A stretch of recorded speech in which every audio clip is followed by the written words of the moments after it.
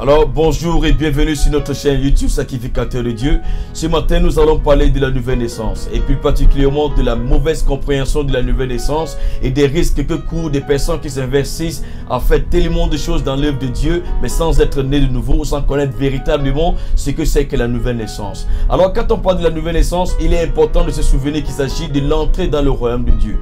Et puisqu'il s'agit du royaume de Dieu, il est aussi important de garder dans notre mémoire qu'il s'agit du royaume de Dieu et que la seule personne capable de fixer les conditions d'entrée dans son royaume, ce n'est que Dieu et Dieu lui seul. Et la condition d'entrée dans le royaume de Dieu, et bien sûr, c'est si tu ne nais de nouveau, tu ne verras pas le royaume de Dieu. Donc la condition que Dieu fixe pour entrer dans son royaume, c'est être né de nouveau. Donc si tu ne nais pas de nouveau, ou si tu passes par la mauvaise manière, tu n'entreras pas au ciel.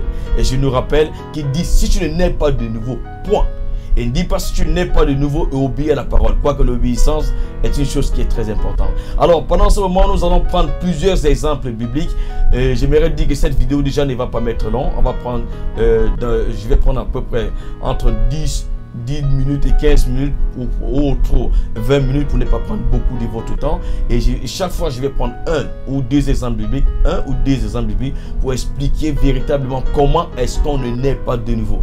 Parce que c'est vraiment grave, bien aimé, de passer sa vie sur la terre en faisant beaucoup de choses, pensant aller au ciel et à la fin, tu te retrouves en enfer. Parce que la Bible elle-même dit, la Bible elle-même dit dans Matthieu chapitre 7, le verset 21 à 23, ceux qui me disent Seigneur, Seigneur, n'entreront pas tous dans le royaume des cieux, mais celui-là seul qui fait la volonté de mon Père. Souvenez-vous que quand il s'agit de l'entrée dans le royaume de Dieu, il n'y a qu'une seule volonté qu'il faut faire, c'est être né de nouveau. Et la Bible dit, ceux qui disent Seigneur, Seigneur, n'entreront pas tous dans le royaume de Dieu, mais celui-là seul qui fait la volonté de mon Père. Alors qui sont ceux qui disent Seigneur? Ceux qui disent Seigneur, c'est bien sûr ceux qui croient. Mais bizarrement, la Bible dit que tous ne vont pas entrer dans le royaume de Dieu. Donc, il faut réfléchir à son salut tant qu'on est encore en vie. Alors, ce matin, nous allons voir un exemple que nous donne la Bible dans le livre de Jean chapitre 3 à partir du premier verset. Je vais faire la lecture pour vous. La Bible dit, « Mais il y eut un homme d'entre les pharisiens nommé Nicodème, un chef des Juifs, qui vint auprès de Jésus de nuit et lui dit, « Rabbi, nous savons que tu es un docteur venu de Dieu, car personne ne peut faire ces miracles que tu fais si Dieu n'est avec lui. » Jésus lui répondit, en vérité, je te le dis, si un homme ne naît de nouveau, il ne peut voir le royaume de Dieu. Nicodème lui dit, comment un homme peut-il naître quand il est vieux? Peut-il rentrer dans le sein de sa mère et naître? Alors, il s'agit ici d'un entretien qui s'est déroulé entre Jésus et Nicodème. Et j'aimerais retourner plus haut, bien aimé, afin que nous puissions bien considérer, afin qu'on puisse bien comprendre comment est-ce que Dieu qualifie ce Nicodème. Parce que Nicodème, c'était pas n'importe qui. Nicodème, c'était un pharisien. Nicodème, c'était un enseignant. Nicodème, c'était un homme obéissant. Mais c'est à ce Nicodème chez qui Dieu va dire que si tu n'es pas né de nouveau, tu n'entreras pas dans le royaume de Dieu. Alors je vais prendre la peine de lire, de relire encore à partir du premier verset et nous allons comprendre ce texte au fur et à mesure. La Bible dit à partir du verset 1er, mais il y eut d'entre les hommes un homme nommé Nicodème, un chef de Juifs. Alors, selon la Bible ici, la Bible donne deux qualifications. La Bible qualifie Nicodème de pharisien. La Bible qualifie Nicodème de chef de Juifs. Donc, Nicodème, ce n'était pas n'importe qui. C'était un homme hautement qualifié. C'était un homme qui avait une très bonne renommée. C'était l'un des leaders en Israël. Alors, la Bible dit, qui vint auprès de Jésus de nuit, lui dit, Rabbi, nous savons que tu es un docteur venu de Dieu, car personne ne peut faire ces miracles que tu fais si Dieu n'est avec lui. Alors, Nicodème va avec Jésus de nuit. Et il dit chez Jésus, nous savons que tu es un docteur venu de Dieu, car personne ne peut faire ces miracles que tu fais si Dieu n'est avec lui. En fait, il reconnaît Jésus comme Messie, tout simplement parce qu'il a vu Jésus faire des miracles. Ça, c'est déjà un danger parce qu'en fait, si toi tu reconnais Jésus parce que lui fait des miracles, c'est déjà un danger parce que Jésus n'est pas venu pour que les hommes puissent voir des miracles, pour que les hommes puissent recevoir des miracles. Jésus est venu pour que l'humanité soit sauvée.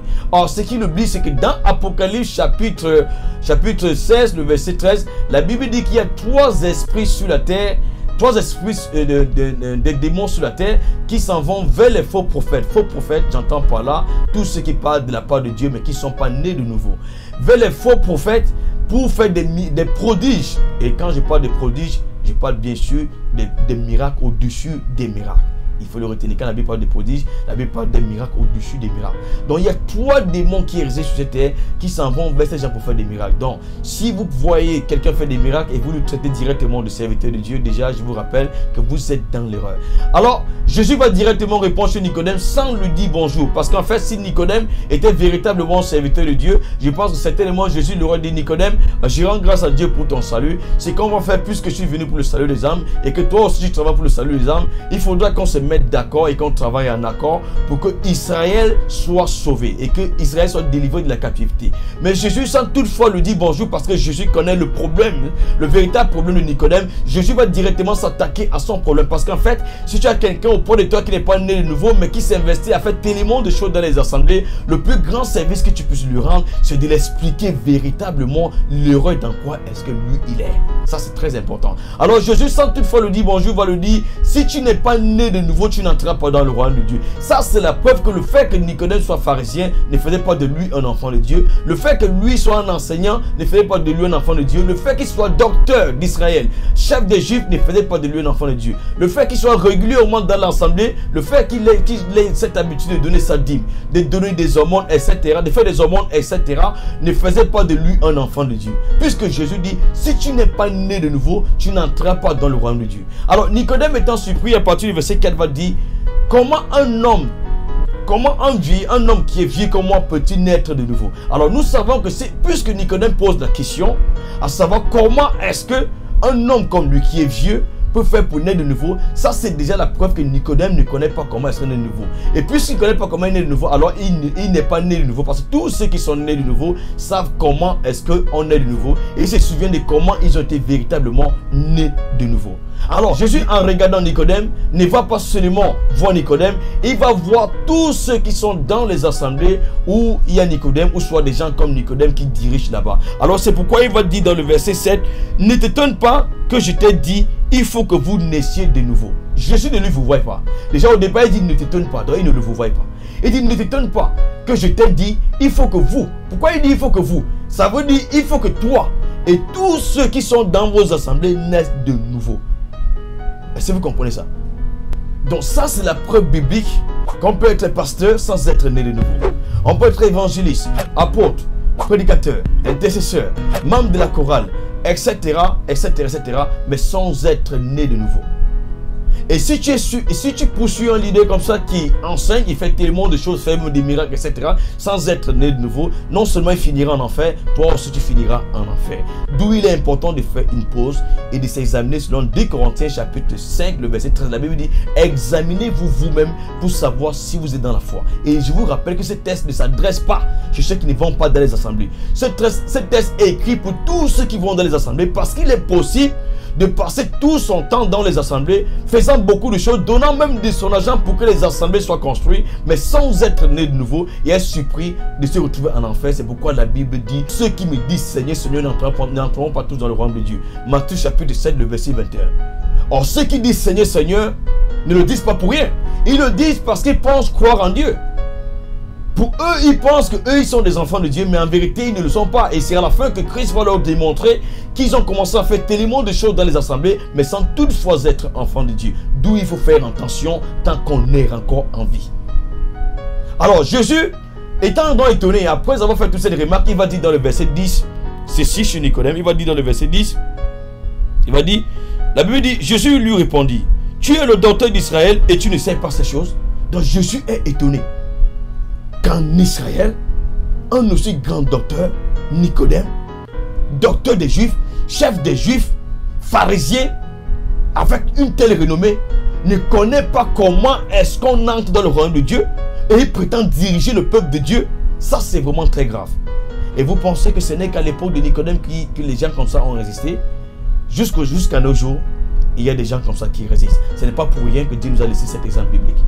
Et la preuve en est que moi aussi, j'étais dans cette erreur. J'ai enseigné pendant 10 ans étant pasteur, mais sans être né de nouveau, jusqu'à ce que Dieu a permis qu'un jour je puisse découvrir la vérité. Et nous travaillons aujourd'hui pour que plusieurs personnes aussi aujourd'hui puissent découvrir la vérité. Et gloire soit rendue à Dieu que j'ai découvert cette vérité avant de mourir. Parce que si j'étais mort avant de découvrir cette vérité, de toutes les façons, j'allais aller en enfer.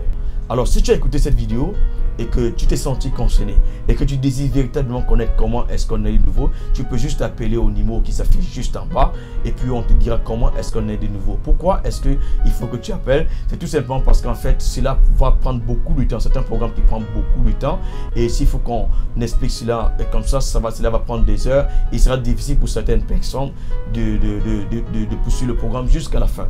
Or, si en vérité tu as écouté cette vidéo et que tu es pressé, tu désires écouter cette vidéo le plus tôt possible, alors tu peux toujours appeler ce numéro et on va te mettre en contact avec les prédicateurs qui sont dans ton pays, où que ce soit que ce soit en Allemagne, que ce soit en France, que ce soit aux États-Unis, que ce soit en Chine, ou que ce soit on a les frères un peu de partout avec qui on va te mettre en contact et qui vont t'expliquer comment est-ce qu'on est véritablement de nouveau. Et si tu es toujours précis de découvrir comment est-ce qu'on est de nouveau, on peut tout simplement te donner les liens des vidéos qu'on a déjà publiées sur YouTube où on explique véritablement comment est-ce qu'on est de nouveau.